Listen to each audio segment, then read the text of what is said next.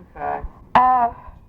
This information we're going to have typed up, and it will be part of a collection of all the interviews of the Kansas women legislators that will be stored in the Kansas State Historical Society archives. And we're asking everyone the same questions. So, the body of data will kind of reflect a little bit of information from everybody on certain topics. First group of questions are about your political service, and then the second are about you personally, a little more about your background and things. What years have you been in the Kansas legislature? I was appointed to the House in 1987, in the fall, to fill out an unexpired term. And my first session was in 1988, so this is my 5th session, second full term. Second full term, all right, so you've run twice. You've run for office twice. Describe your first appointment a little bit. Why were you appointed, or did the incumbent obviously resigned or something? Right. It was sort of it's not so unusual. I'm finding a lot of people get into the House or Senate the same way that I did. Mm-hmm. I was an assistant attorney general with Attorney General Bob Steffen that had maintained my residence in Prairie Village. I see. And when I found that there was some possibility that this seat would open up, I went to the person who was holding it at the time, Ron Fox, and expressed an interest and just sort of started a little campaign with my precinct committee people to be appointed to the seat. When he actually did resign, I had already contacted personally and through the mail all my precinct people. So you were ready. And then they just, the chairman of the county Republican Party calls a convention of the precinct people, and they elected a new representative. Okay, and that was how you were first appointed then. How long did you serve as after that appointment? That would have been the session of 1988, and then I was up for election right away. Fall of 88. Okay. Can you describe your elections, your 2 elections a little bit? What kind of campaigns did you run, and how did you campaign? Of course, it gets easier every time you go through one. Maybe the competition doesn't get easier, but at least from my standpoint, I had a better understanding of what was an interview. Can you just give me the phone number? Yeah. Sorry, that's okay. Okay, I'm going to back up just a minute here. You're a Republican. How long have you been a Republican, and when did you first affiliate with the Republican Party? Oh, when I was old enough to vote. Okay. I mean, basically my family has always been Republican, and I registered as a Republican. And so that's why you're a Republican? I've always been and always will be. Okay. That makes it easy. Now, we're getting back to your first election, and how, what kind of things did you do in your campaign? Probably, I think I was kind of pointing out that although your competition may be more difficult as you go in different elections along the way, I think the first one's the hardest just because so much of it's unknown and you're not really sure what you need to do to get elected. I found that my second election, actually, I had tougher opponents. Oh, really? Definitely, because I had a primary in 1990. I was faced by a pro-life Republican, which in the 1988 I did not have a primary. But I did probably what most people from urban areas do. I don't do any television or radio just because I lose so much of it to other parts, other districts. But I do a lot of direct mail, advertising in the newspapers, lots of door-to-door. They say that door-to-door is how you win elections, and it probably is. It sounds like it anyway. It's real interesting. Did any of the media endorse you in either election? Yes, I believe the Star and the Johnson County Sun and the Kansas City Star endorsed me in all my elections. Oh, good. Do you think that? How did you finance your campaigns, and how did you? A lot of fundraising. My numbers came out about 50% PAC money and 50% private. Okay. Of course, it takes a lot of time to do private fundraising, but I found that the money is out there, especially in an area like Johnson County. And the key, of course, is to find out who you need to ask, because if you ask, generally people are willing to give. The problem is that we don't know how to how to ask or who to ask. Do you, some other women have noted they thought it was harder for women to raise campaign funds than men. Do you think that could be true or not? I don't know that I have anything to compare it to. Okay. I don't know how hard my opponents have had, how hard a time my opponents have had. My guess is that being from Johnson County, any Republican woman is probably going to have an easier time than any Democrat man. That might make the difference right there. You just might have said it. It might. Yeah. I have never felt that you just couldn't raise money in Johnson County. But I think that in other parts of the state, you know, it might be a big factor if you're a man. It might be a reflection on your district then. Did anyone precede you in either the Kansas House or the Senate or in any political office that you know in your family or anyone? The closest I would come to that would be my mother, Marjorie Allen, who ran in the 1984 primary for the United States House of Representatives against Jan Myers. Oh, how interesting. Okay. And it was a 5-way primary, and she did not win, but that was her first attempt at elective office. But I was in law school then, and I worked on her campaign that summer, and I think that really kind of sparked my interest. That's interesting, right? And then, of course, when I got out of law school, I worked for Bob Stephan, and that further sparked my interest, So you really kind of saw it from two different offices there. Yeah, the Attorney General, I would say, was my mentor as far as really encouraging me to pursue this if it interested me. What year did you go to work for him? In 1985. Okay, And I left so in 1987. So you worked there Just about exactly 2 years. Okay, good. Now describe your district a little bit. You have a very special district, by the way. I'm going to ask you some extra questions about it. Probably referring to the fact that it's represented by women at every level. And that's just to say that the United States Senator, United States Congresswoman, State Senator, State Representative, County Commissioner, and Governor are all women representing the 21st District. However, the Mayor is a man. The Mayor is a man now. Yeah. Okay, what was there a woman mayor prior to? Sue Weltner was the mayor, and she's now the county commissioner. Okay. So, yes, there was a woman. At what point was that? She was, when they wrote this article, that was last fall. She was then a county commissioner. Okay, that was last November. Right. I think the point they were making was that the state Senate, state house, U.S. Senate, U.S. House, and governor were all women. Okay, and that's probably the only place in the United States that's true. What makes that a special area? Why? I really think it's just, well, there's two things. Above and beyond anything, it's probably coincidence. That Kansas is a very, I think it's a real positive place to be if you want to be in politics and you're a woman. So the chances of that happening, let's say in Missouri, or let's say in the state of Louisiana, are just much, much less. For one thing, we're one of 2 states that has a woman governor. I think that's right, anyway. Well, anyway, there might aren't be very 3, many. but there aren't very many, so you got to start off with a woman governor. And then we have Nancy Kassebaum in Kansas as our U.S. Senator, and there are only, I think, 2. So right there, you've limited your options. Yeah, and Kansas is setting all kind of records because of that. Well, let me ask you, who encouraged you to run for office in Prairie Valley? Bob Stephan. Bob Stephan. I would credit him more than anyone with that. Is there anyone else, any organizations that you think promote women and encourage them to run for office in your district? Speaking from my own personal experience, I was not encouraged by, I have had help. I've had a lot of help from the pro-choice people in my district. But as far as getting my foot in the door, I think the initial reaction to my candidacy was that I was too young for the job. I was 26 when I started out, and there were people who, rightfully so, had concerns about my experience and the fact that I hadn't held any office before, and probably that I was too young to do this job. So I didn't get a lot of encouragement other than from Bob Stephan, and then when I got appointed to fill the seat, I knew that I could win the election. Okay, well, that's interesting. What issues are important to people in your district?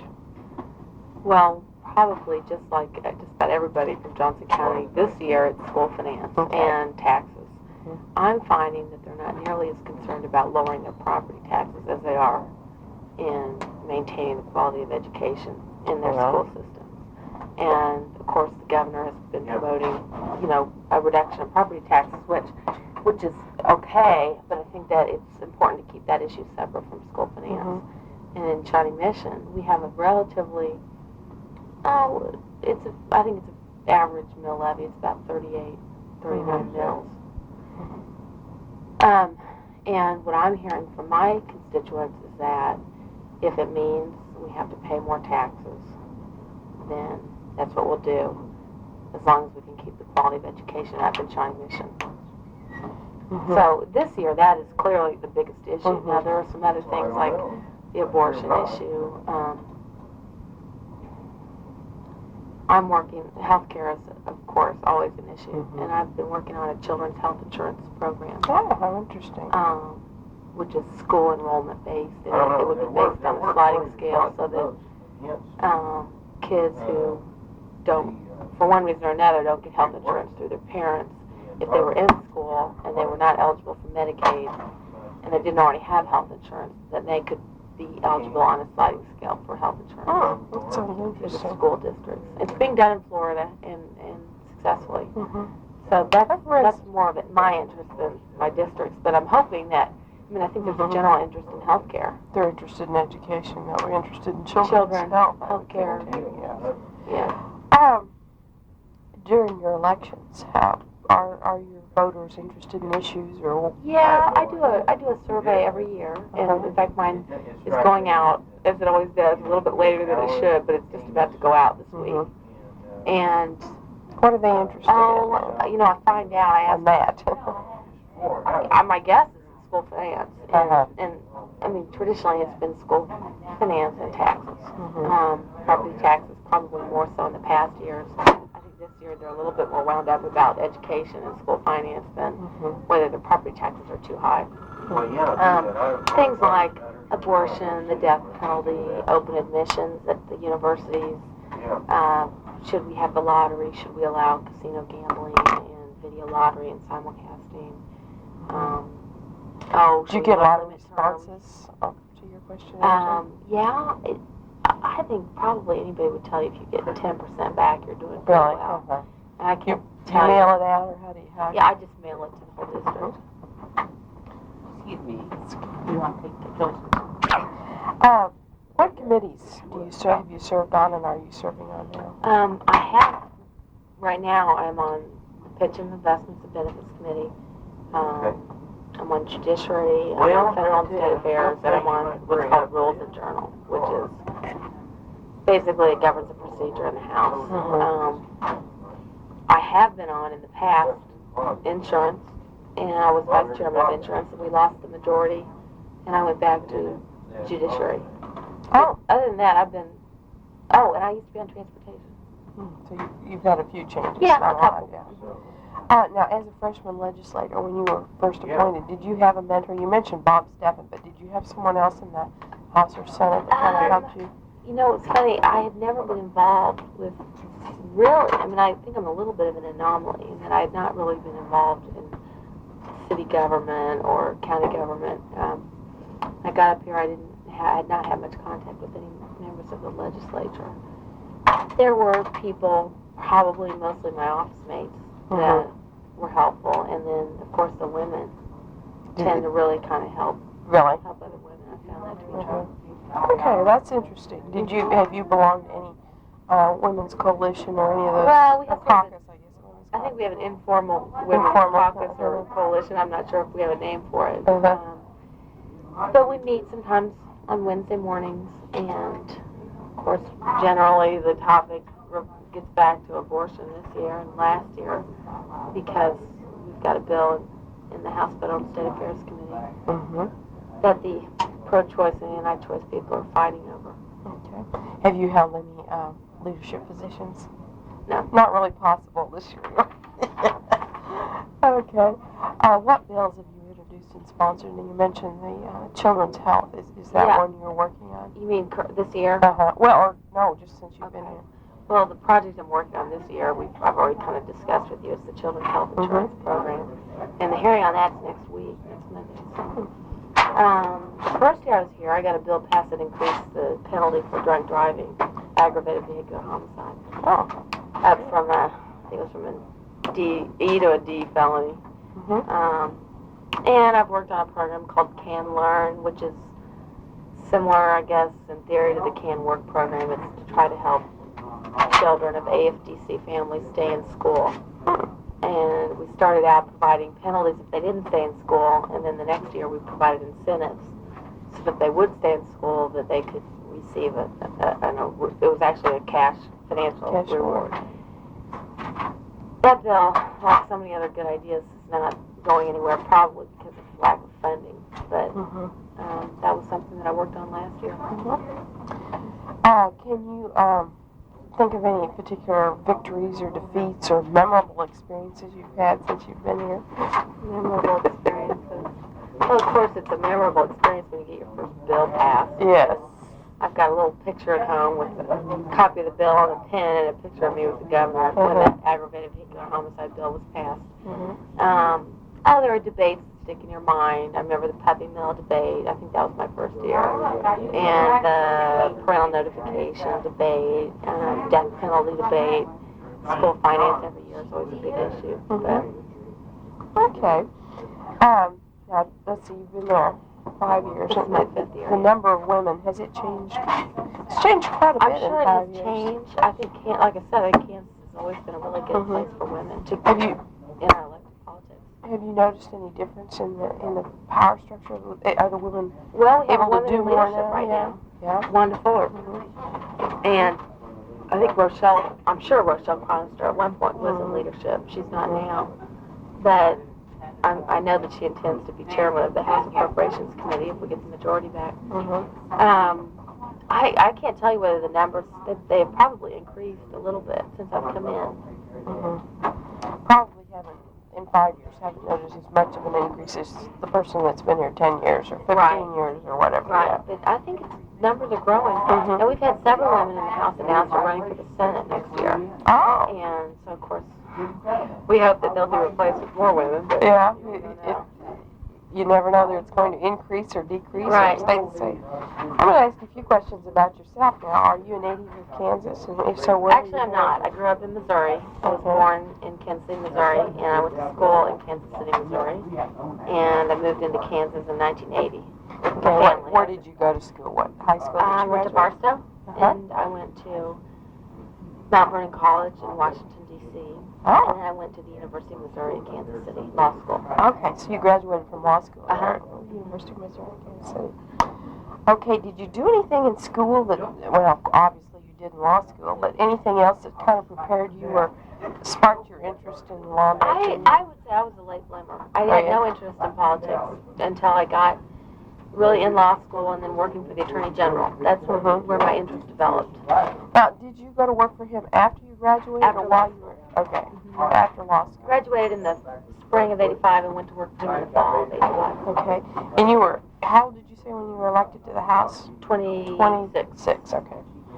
Well, I was appointed at 27. That's right, excuse me. I was elected at 27. Okay. What kind of activities, then, if you weren't interested in politics or in high school, what kind of activities did you participate in? In high school, I was, I bred horses. I had no involvement with politics. I wasn't into student government or anything that most people would do on their way up. I was really kind of a late bloomer. Okay, describe your family to me, your mother and father. What did they do? Did you have brothers and sisters? Geez, this is getting personal. I'll just tell you, I have a mother and a father and a sister, and none of them are involved in politics. None of them are. Did they work for you in your campaigns? Yeah, my dad puts up yard signs, and, they support me financially. And you helped your mother campaign when she she ran for office, so she probably helped you back. Right. She's been real helpful. They all have been. Good. But no one else has run for any local or other kind of office in your family? Okay. Did you debate in high school? Yeah, you say you didn't. Okay. We're kind of running that little separate question to see how many people did. Now, do you you don't commute back and forth. You live here. I live here. I live in an apartment in Topeka. What do you do during the off session? I am a lawyer, and I have been with a law firm, but I've just changed jobs, and I'm working for a trust company. Okay. Trust part of it's bank. Okay. In Johnson County. In Johnson County. Okay. So you're not trying to do two things at once while you're down here. You don't have any of the conflicts that some people do. Well, I think everybody has conflicts as far as, even if they're not working during the session. Okay, great. Their employer, they have conflict if they're on the payroll. But I'm not someone who is trying to work two jobs at once. That's true. Do you think being in the legislature has changed you as a person? Yeah, it's broadened my perspective on the world. Okay. And on Kansas. It's pretty good. Definitely. Do you think it's changed the way people treat you or see you? Yeah, I think it lends credibility. At least, well, in some people's eyes, it actually doesn't. But I think that some people at least realize that it's difficult to get elected, and that for all of the criticism that politicians take, it's a difficult job. It takes a lot of time, a lot of hard work, a lot of fundraising, and there's very little payback as far as what you get back out of it. It's a tough job. Yeah, it takes a lot of time and energy. What do you think whenever you decide to retire or whatever you decide to do next? What do you think you would like to have people remember you for and think of you? What would be your contribution to the state as a state legislator? Well, I have really, that's a good question. I'm hoping that something like this children's health insurance program will take off, because I would like to spend time getting that set up, and obviously we have to get the structure of the board. We've created a board of directors and a trust fund to accept private and public monies. But if we could get that bill passed, and it's been sponsored by the Speaker of the House and by the Chairman of the Children's Initiatives Committee, Joan Wagner, and she's the Chairman of the Tax Committee. If we can get something like that set up, then I think, it would be fun for me to spend time spreading the word about that program and raising money for it from private and public entities. I think the best legislators are the ones that find their niche, whatever it is, and they become known for that particular thing. I'm not sure I found it yet, but something I would like that. to. Yeah. Well, it could be that or something close to that. Now, your district in Prairie Village includes, what do most of the people do? It's a very residential area. I have hardly any businesses. It's just for homes. Is it being changed?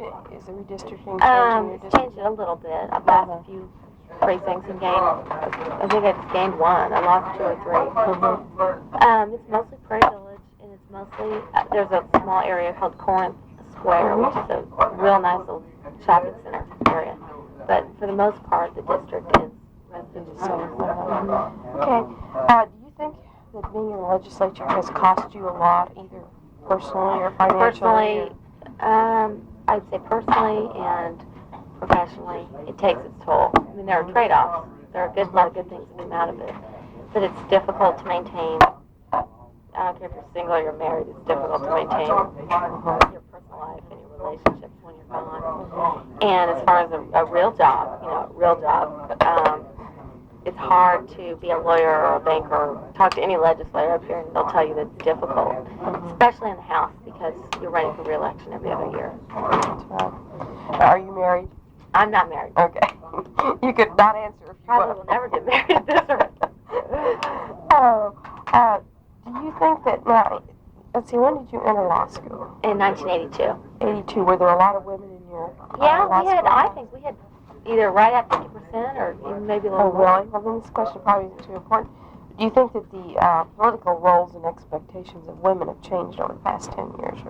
Well, I think the roles have changed, and the expectations maybe have changed because they've changed what they how do you think they've changed? Just that I think they've opened more doors for themselves. They feel that they can do more things. They can run for office. They can run a company. They can run a foundation. And I think there's still a glass ceiling in a political environment or a corporate environment or a nonprofit environment. In all those places, you're saying. But the doors are opening. Do you belong to any organizations that you think have helped you or contributed to your interest or ability to be in the legislature or perform? Oh, I think there are organizations that have maybe broadened my area of interest. I'm a member of the Overland Park Rotary Club. I serve on the board of directors of a Missouri alternative school called De La Salle, and it's for kids that have actually not been able to stay in the public school system. And I used to be on the board of directors of Special Olympics in Kansas. And, part of American Family Services. I serve on that board, which is a counseling family life cycle organization. And I'm on the board of Campfire in Kansas City. All those organizations tend to have special interests and needs that I become aware of because I'm a member of the board. And sometimes I bring those interests or feelings about interests or needs that they have back up to Topeka. And I think everybody does that as a legislator. Now, have you been long-term members of any of these? Well, I've been, I know what long-term is. I've been in Rotary for probably 3 years. And I was thinking prior to in the legislature. Not really. I mean, law school was in Kansas City, Missouri, and during that period, I basically spent all my time going, just going to school.